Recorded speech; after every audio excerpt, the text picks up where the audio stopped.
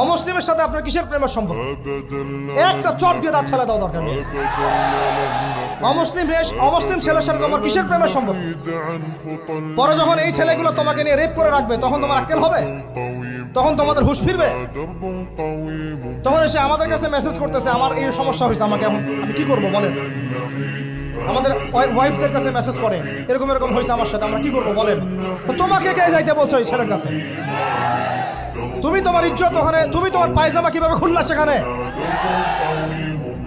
আর কিভাবে বলবো বলেন? তুমি একজন মুসলিম ঘরের মেয়ে, তোমার ইজ্জতের দাম নাই, তোমার সম্মানের দাম নাই, তোমার ইজ্জত আবরুর দাম নাই। তুমি কেমন করে নগ্ন হয়ে বাইরে ঘুরতে পারো? তুমি কেমন করে একটা অমুসলিম ছেলের সাথে প্রেমের সম্পর্ক করতে পারো? কিভাবে তুমি একটা অমুসলিম ছেলের সাথে বেড়ে যেতে পারো? তার সামনে তোমার পায়জামা কেমন করে খুলতে পারো তুমি? আমার ল্যাঙ্গুয়েজ আপনি রাগ করেন না। আমি খুবই ফেড আপ এদের উপরে। একটা মেয়ে একটা মুসলিম ছেলের কাছেই তো যাইতে পারবে না অবৈধভাবে।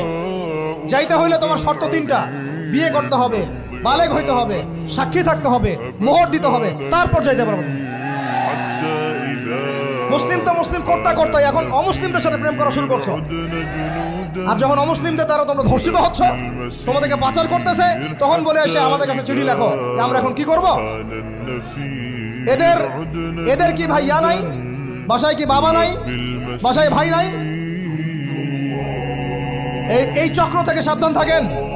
আর আমাদের সমাজে যারা দায়িত্বশীল, রাষ্ট্রের যারা দায়িত্বশীল, যারা উপরের লেভেলে আছে,